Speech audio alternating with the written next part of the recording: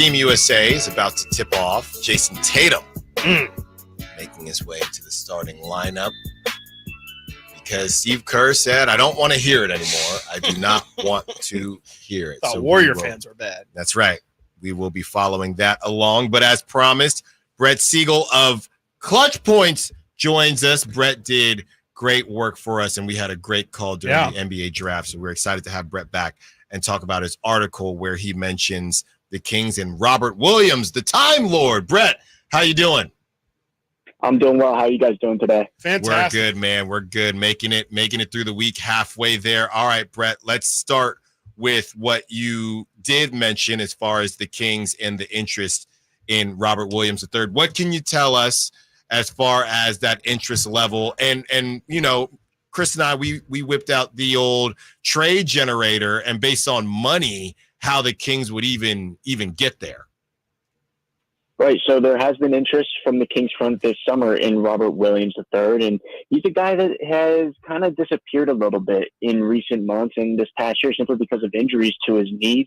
He was with the Boston Celtics when they made the NBA Finals, and ultimately the Celtics decided to move on from Williams because they saw a way to get both Drew Holiday and Kristaps Porzingis, which, as we saw, led them to a championship. So now Robert Williams is with the Portland Trailblazers, and he's kind of buried on that depth chart behind DeAndre Ayton, and they just drafted Donovan Clingan. He's that third center now, and coming back from injury, a very underrated name. He's on a very favorable contract. I believe it's around $12 million, 12.5 maybe right now. And he has 2 years left on his contract, a very serviceable big man. You know what you're getting with him defensively. And when you look at what the Kings need in their front court, it makes sense that they would have interest in a player like that. Right now, all you have is Domantas Sabonis as your rebounder. You have Trey Lyles as a stretch big man. You also have Alex Len as a veteran underneath there as well. But we've seen in the past how Mike Brown has gone away from using Len and gone to smaller lineups. If you go out and get Robert Williams, all of a sudden you have a guy that can not only start if something happens to Sabonis, but you have a defensive anchor in your second unit that you can rely on against these larger and bigger teams in the Western Conference, like the Los Angeles Lakers with Anthony Davis and like the Denver Nuggets with Nikola Jokic. Brett, what exactly do you feel like Portland is trying to do this? Like, not necessarily this offseason, but just even moving forward. I mean, they have this. I mean, the reason why they have to kind of move on from Robert Williams is because, like you mentioned, they have Donovan Clingan now. They have DeAndre Ayton signed long term. They're trying to move on from Jeremy Grant, and there's also reports that they're moving on. They're considering moving on from Anthony Simons as well. What exactly is Portland trying to accomplish? Are they trying to clear up room for Scoot and Shaedon Sharpe to kind of take the reins? Do they want to be competitive? They obviously make the trade for Denny Advia as well this offseason. Do you have any feel for what direction Portland's trying to go right now? So roughly about 2 weeks ago when we were in Vegas and talking with agents and scouts and other league executives, everyone thinks that Portland has a good roster. Like no one looks at this roster and thinks, oh, it's just a bunch of misfits. They have good guys on this team. Jeremy Grant is one of them. Anthony Simons, another proven guy. And we can even go down the list with a guy like Matisse Thybulle, right, who you know what you're getting defensively. He's shown the ability to shoot from three at some points in his career. So they have talent on this roster, but the general consensus is that they don't have a sense of direction right now. And that starts not only with the front office, but also with the coaching philosophy, the rotations that they're moving with. At points last year, we saw them go with very youthful rotations and play a bunch of young guys. But at other points, those guys were on the bench to end games. And it doesn't really make sense that if that's your future, well, why aren't they getting the most minutes? And that's mainly the conversations that were sparked at Summer League with this team. And that's why many people feel like that they're setting themselves up to make a bunch of trades both before training camp begins and during the season ahead of the trade deadline. And we saw them move Malcolm Brogdon in that deal for Denny Avdia. They gave up some first-round picks for him. And it kind of a head-scratching move at first, but when you look at the numbers, it makes perfect sense of why they would want Avdia. He's on a declining contract. In the final year of his deal, he's going to be making just $12 million, a guy that's proven rebounder, proven three-point shooter, and he's only going to get better at 24, 23 years old. So he's going to fit in with that core of Scoot Henderson and Shaedon Sharpe moving forward, and you can throw Donovan Clingan in that list as well. But when you look at some of these older guys, Jeremy Grant, absolutely a player that is going to be moved, I would think, within the next year. So we're talking right now on July 31st. I think if we talk again July 31st next year, Jeremy Grant's going to be in a different uniform for sure. And then obviously a guy like Anthony Simons will generate interest around the league. DeAndre Ayton, not as much interest around the league simply because of his contract. But he's another guy that he's gone from being the starting center on this team to now being a ticking clock in the sense of his time is going to be coming to an end in Portland rather quickly, especially once Donovan Clingan gets going and he becomes the starting center in Portland. Talking to Brett Siegel of Clutch Points. Brett, it almost seems as if the Lauri Markkanen situation is separate than everything else, right? So with that being said, it's been a bit quiet on the trade front. Is that because of Lauri Markkanen, or is it just because people are trying to figure out what the actual trade values are for Jeremy Grant and for Kyle Kuzma, guys like that? Are they connected, or is the Lauri Markkanen situation seen as separate? I don't personally believe that they're connected. I think that they're definitely separate because Lauri Markkanen's situation is unique. A guy in the final year of his contract making $18 million, and he's eligible to sign that $200 million deal next week when he becomes eligible with the Jazz. And this seems like a situation that he wants to stay with Utah, given that he's the number one option and can get paid by them. He doesn't necessarily want to be traded, but at the same time, all indications have pointed towards Lauri Markkanen wanting to win. And the Jazz haven't set themselves up in a position to do so. And this offseason, they even entered the summer saying, we're going to make moves. That way we can be a winning organization. We're going to move some players around, and we're going to make the necessary moves so we can make the playoffs and be a contending team in the West. Well, so far, they really haven't done anything other than in the draft. They brought in Cody Williams, Isaiah Collier, and Kyle Filipkowski. So you look at where this roster is right now, guys like John Collins, Colin Sexton, Jordan Clarkson, those are the three guys that you could potentially move to upgrade this roster. And I think that after they do extend Lauri Markkanen, I think that that's what we're going to see. We're going to see Danny Ainge and this front office look to pull off a big move to bring in another player to pair with Markkanen, because if you're going to extend him, it doesn't really make any sense that you would just run things back and keep this roster how it is, because you're not going to get better in the West with the way that they're constructed. Sure, some of your younger guys may be able to improve, but that's not going to set you over the edge when you have 12, 13 teams contending for 8 playoff spots this year. So if you're the Jazz right now with Lauri Markkanen, it's just a very delicate situation, because there have been offers out there and they have been good offers. It's just they feel like that Lauri Markkanen is worth more. They haven't been willing to budge on their price, and as a result, with no team raising what they're offering, it does seem like that Lauri Markkanen is going to be staying with the Jazz. Brett, I'm curious. I mean, I know Commissioner Silver came out, it might have been a couple weeks ago at this point, and said, he doesn't believe that the new CBA has led to a lot of people saying that this offseason has been a little bit more tame, a little bit more boring. But I'm curious, from your side of things, do you believe that the second apron and the fear of going into any of the aprons or the luxury tax even has been a reason why we haven't seen those moves that I think people were expecting for a Jeremy Grant, for a Brandon Ingram, Zach LaVine, and maybe even to an extent because he has to sign a contract after he is traded, Lauri Markkanen as well?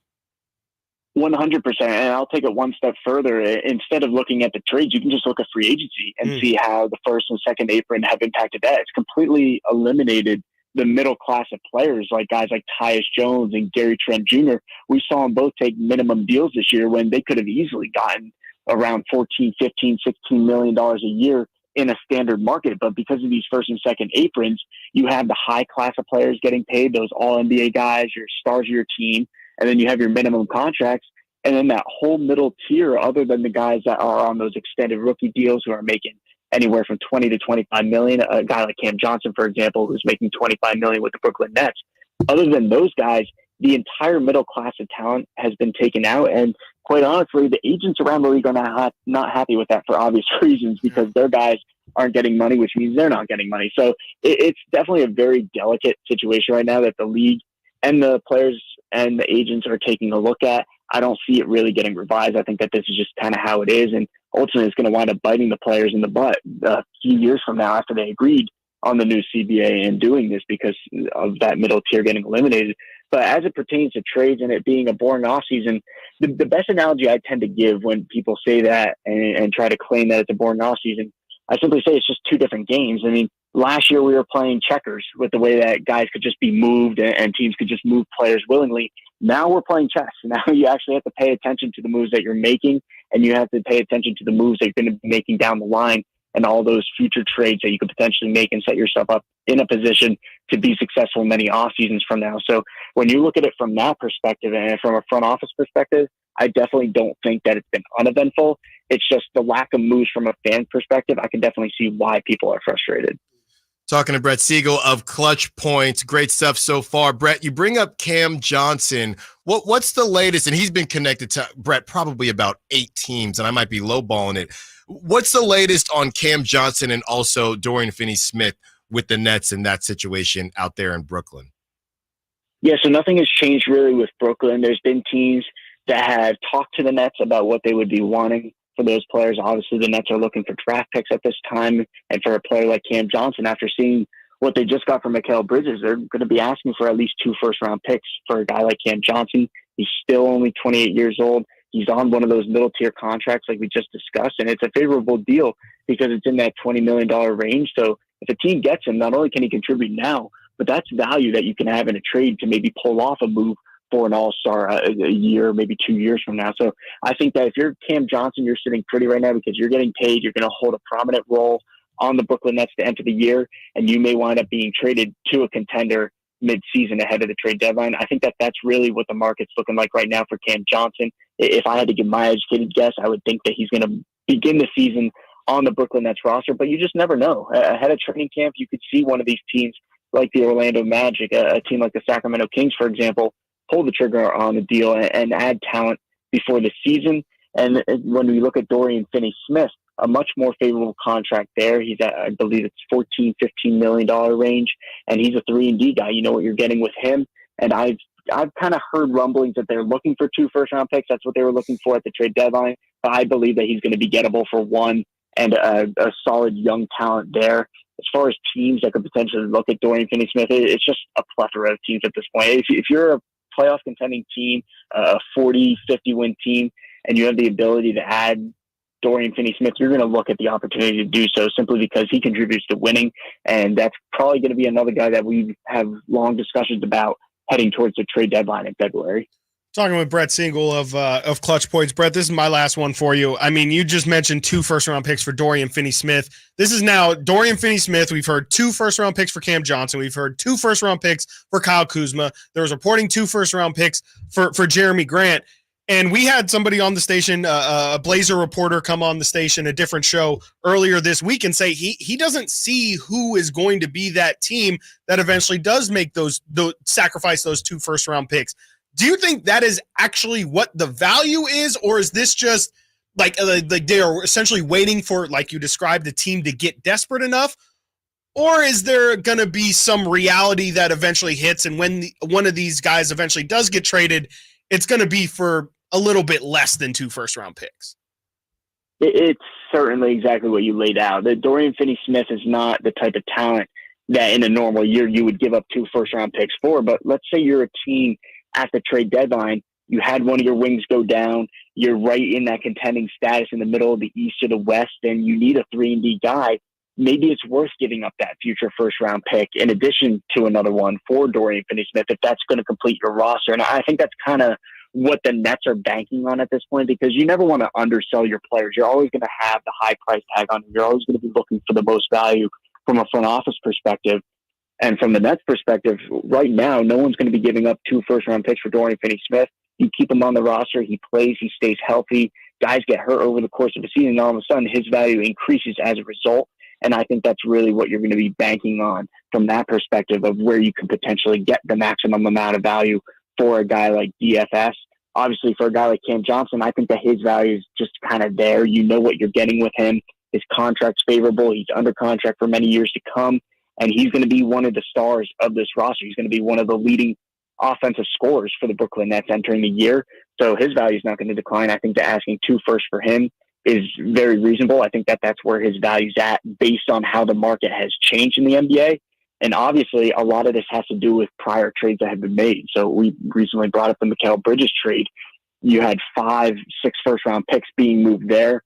If Lauri Markkanen is to be on the move, that's another trade that's going to include 3, maybe 4 first-round picks, including swaps. So right there, that's where your market's set, and that's where the value is going to be the entire year. Brett Siegel of Clutch Points. Brett, you brought us a new name with Robert Williams III in your piece that you put out earlier this week. Any other new names floating around the trade market in general and specifically with the Kings? I think that when you look at the trade market, it's interesting right now because we only have a month until September starts, which is kind of scary to think about. Right. But the new season is going to be right around the corner. And when training camp begins, there's going to be questions about these teams that didn't make moves in the offseason. What are they setting themselves up to do in the first few months of the 24-25 season? And just to name a few of those teams that have been discussed, both of them are in Los Angeles, and that's the Lakers and the Clippers. I think that those are the two teams that when you look at the way that they're constructed, they're setting themselves up to make a move. Now, what is that move going to be? That's the million-dollar question at this time. But when you look at the Lakers, D'Angelo Russell, final year of his contract, $19 million.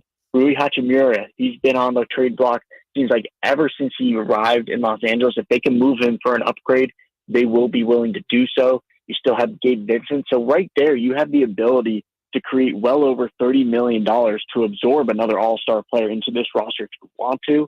Going to the other side of things with the Clippers, you still have PJ Tucker on an $11.5 million contract. The same goes for Terrence Mann, who's in the final year of his deal. And then obviously Norman Powell could possibly be sacrificed for a major upgrade there. And these are two teams that expect to be in title contention, two owners, two front offices that truly believe that they have the solid core intact to compete in the Western Conference. And obviously how things go over the first month in October and into November, how things play out for those two teams will be very telling as to what they have planned in December and in January on the trade market, because Steve Ballmer, Jeannie Buss, these two organizations, they're not going to wait around to make a move if it's going to waste their championship window. LeBron James is getting older. Kawhi Leonard's getting older. These are two organizations that I would expect make some kind of big move between now and February. Brett Siegel, great stuff. As always, we will talk to you soon, hopefully with another blockbuster trade from the Sacramento Kings. Absolutely. You guys take care. Have a great weekend. All right. You too, Brett. Thanks, that is Brett. Brett Siegel of Clutch Points. When we get back, we break down everything that Brett had to say, and we get back into some NFL talk. Stiles and Watkins, Sactown Sports. The Sacramento Kings play here.